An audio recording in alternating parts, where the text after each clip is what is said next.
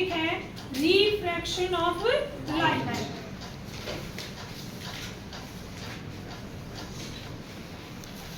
Refraction of light. Refraction of light से पहले हम कुछ एग्जांपल देखते हैं। आप डेली लाइफ में देखते होंगे कि पानी के अंदर अगर मान लो कोई चीज पड़ी है तो आपको थोड़ी सी वो आकार में बड़ी भी दिखाई देती है और ऊपर दिखाई देती है, उठी दिखाई देती है नहीं पानी में, है ना।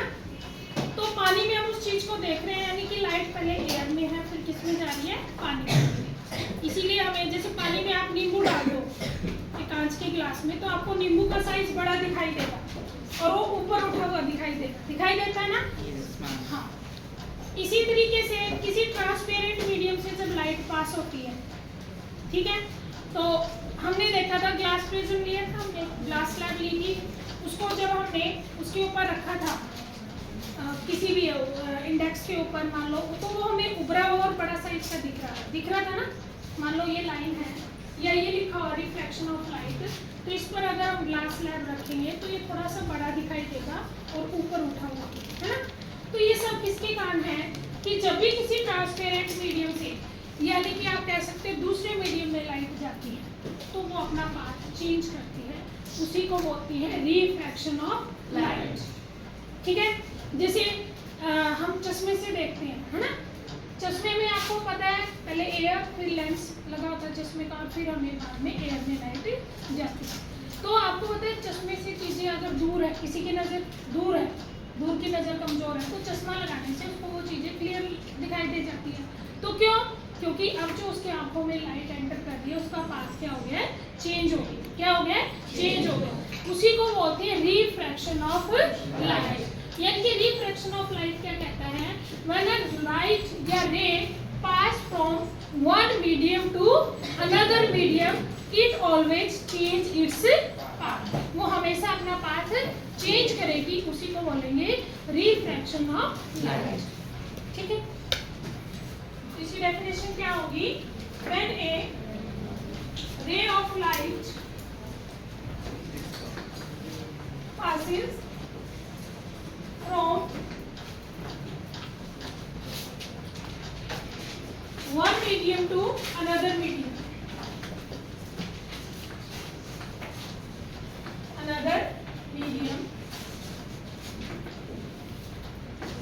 it always change its path।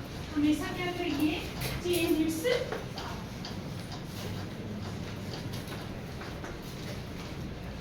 That is called refraction of light. इसको हम क्या बोलेंगे, रिफ्रैक्शन ऑफ लाइट।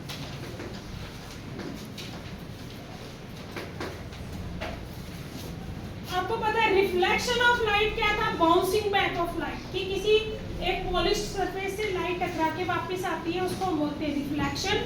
इसमें क्या होता है, लाइट पास होती है ट्रांसपेरेंट मीडियम से, चाहे वाटर हो, चाहे ग्लास हो, चाहे क्या हो डायमंड हो, तो उसमें क्या होगा, लाइट का रिफ्रैक्शन। क्या होगा, रिफ्रैक्शन। और हर एक मीडियम का रिफ्रैक्शन क्या होता है, अलग अलग होता है, उसको हम आगे पढ़ेंगे। जैसे मान लो ये हमारे पास एक ग्लास स्लैब है। क्या है, ग्लास स्लैब दिखाई दी मैंने आपको, ग्लास की बनी हुई थी रेक्टेंगुलर शेप, उसको क्या बोलते हैं, ग्लास स्लैब। अब यहाँ पर क्या है, एयर, और यहाँ पर भी क्या है, एयर। तो हमारे पास दो मीडियम हो गए, एयर और ग्लास। क्या हो गया, एयर और ग्लास। आपको पता है एयर कौन सा मीडियम है, गैस, और ग्लास कौन सा है, सॉलिड। पढ़ा होगा, ये कौन सा है, गैस, और ये क्या हो गया, सॉलिड। यानी कि लाइट अलग अलग मीडियम में जाएगी, अलग अलग मीडियम में जाएगी। तो जो मीडियम जैसे कि एयर है उसको हम क्या बोलेंगे, रेयर मीडियम। क्या बोलेंगे, रेयर मीडियम। यानी कि पार्टिकल दूर दूर है, और जिसमें पार्टिकल बिल्कुल पास पास है यानी कि सॉलिड है, तो इसके कंपैरिजन में ये बन गया डेंसर मीडियम। दो मीडियम हो गए जहां से आपकी लाइट पास कर, एक रेयर, दूसरा कौन सा है, डेंसर। दोबारा फिर कौन सा आ जाएगा आपका, रेयर। क्या आ जाएगा, रेयर। मान लो इस ग्लास स्लैब में आप ऊपर से कोई चीज देख रहे हैं, यहाँ पर कोई भी चीज रखी है, मान लो इस चीज को आप देख रहे हो, या कोई लेटर है वो उसके ऊपर आपने ग्लास स्लैब को देख लिया, तो उसकी लाइट आपकी कैसे पास होगी? मान लो ये रे ऑफ लाइट ग्लास स्लैब पर क्या करेगी? इंसिडेंट। क्या करेगी? इंसिडेंट। तो ये रेयर मीडियम से किस में जा रही है? डेंसर, यानी कि एयर से किस में जा रही है? ग्लास। तो ये अपना पाथ चेंज करती है और ये हल्की सी इधर डाइवर्ट हो, और फिर इस लाइन को बोलते हैं नॉर्मल। क्या बोलेंगे? नॉर्मल। ये एन मान लो, ये क्या है? एंगल। ये एंगल ऑफ इंसिडेंट आई, और ये एंगल ऑफ क्या हो गया? रिफ्रैक्शन। क्या हो गया? रिफ्रैक्शन। एक्चुअली इस लाइट को अगर ये मीडियम नहीं होता तो ऐसे जाना, पर ये अब देखो किधर मुड़ गई है? ये नॉर्मल है ना, तो ये नॉर्मल की तरफ डाइवर्ट हो। किसकी तरफ मुड़ गई? नॉर्मल की तरफ। यानी कि हमें क्या पता चला कि जब भी रे ऑफ लाइट रेयर मीडियम से कहाँ जाएगी? डेंसर मीडियम में, it bends towards the normal. हमेशा किसकी तरफ मुड़ जाएगी? Towards the normal. पहला पॉइंट समझ में आ गया? When a ray of light enter from rarer medium to denser medium, rarer medium to denser medium, it always bend towards the normal. किसकी तरफ मुड़ जाएगी? नॉर्मल की तरफ। मान लो आपका इंसिडेंट एंगल 30 डिग्री था। कितना था? 30 डिग्री। हो सकता है रिफ्रैक्टिंग एंगल आपका कितना हो? 25 डिग्री हो, 23 डिग्री हो, 27 डिग्री हो। वो डिपेंड करेगा कि आपने मीडियम कौन सा लिया है। तो 30 से ये क्या आएगा? हमेशा कम। तो किसकी तरफ झुक गई है? किसकी तरफ बेंड होगी? Towards the normal. पहली बात समझ में आई? इसी को बोलते हैं रिफ्रैक्शन ऑफ लाइट। क्या बोलेंगे? Refraction of light. अब लाइट ग्लास से बाहर फिर किस में आएगी? एयर में। किसमें आएगी? एयर में। फिर ये किससे जा रही है? डेंसर मीडियम से रेयर। तो ये क्या होगी? Bend away from the normal. क्या हो जाएगी? Away from the normal. मान लो ये 23 डिग्री था, दोबारा से कितना हो जाएगा? 30 डिग्री। कितना हो जाएगा? 30 डिग्री। यानी कि आपका लॉ क्या कहता है? जब भी आपकी लाइट रेयर मीडियम से कहाँ जाएगी? Denser medium. रेयर मीडियम से कहाँ जाएगी? Denser medium. It bends towards the normal. और जैसे ही डेंसर से कहाँ जाएगी? रेयर मीडियम में, it bends away from the normal. तो इसी को बोलते हैं रिफ्रैक्शन ऑफ लाइट। क्या बोलेंगे? Refraction of light. बात समझ में आई? मीडियम समझ में आ गया? ठीक है। जैसे मान लो कोई ऑयल है। क्या है? ऑयल। आपको पता है ऑयल लिक्विड हो गया और एयर क्या है? गैस। तो एयर कौन सा मीडियम होगा? रेयर।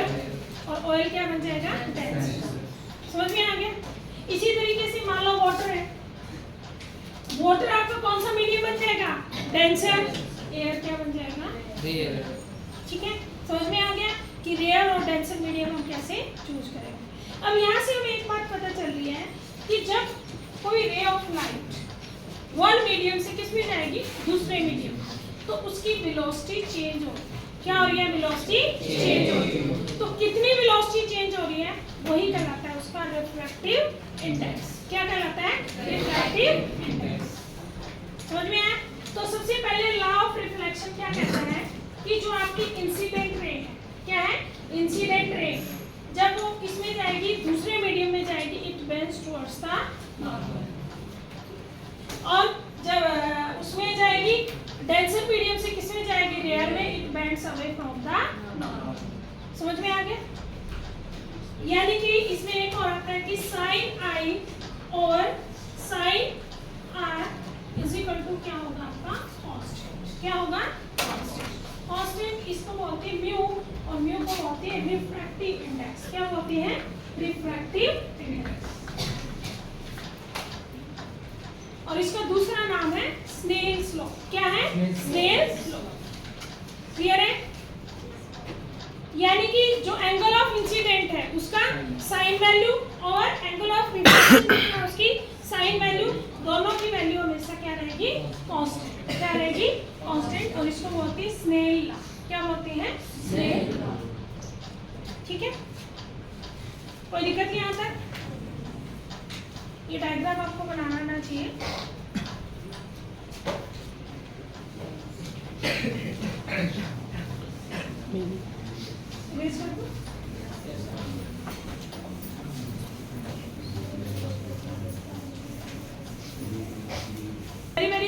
क्वेश्चन आता है आपका यहाँ से रिफ्रैक्टिव इंडेक्स, रिफ्रैक्टिव इंडेक्स, इसको म्यू भी बोलते हैं या कांस्टेंट भी, ठीक है। तो इसके लिए डायग्राम पहले मान लो ये क्या है, एक glass slab rectangular A B C D, ये एक रो ऑफ लाइट है इंसिडेंट, ये आपका नॉर्मल है एन और एन डैश, तो ये ग्लास मीडियम में आ गई, ये एंगल ऑफ इंसिडेंट आई, ये angle of reflection are.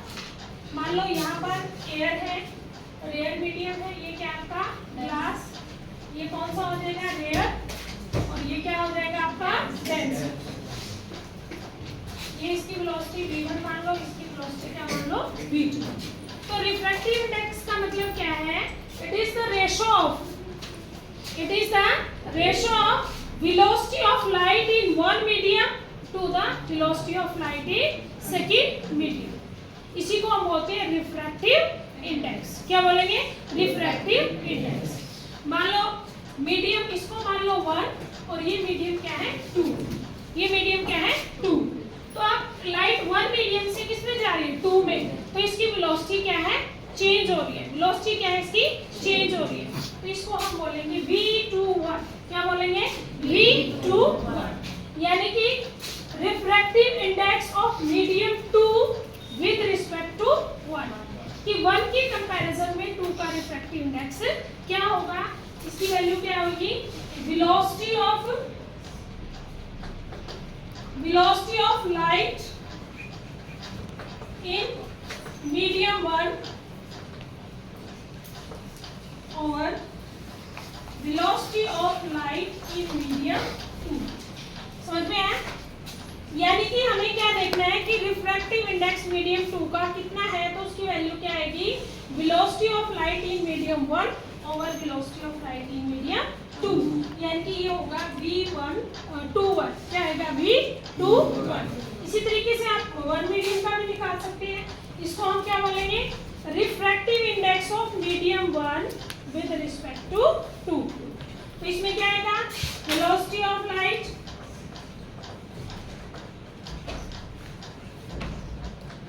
in medium 2 divided by velocity of light in medium 1।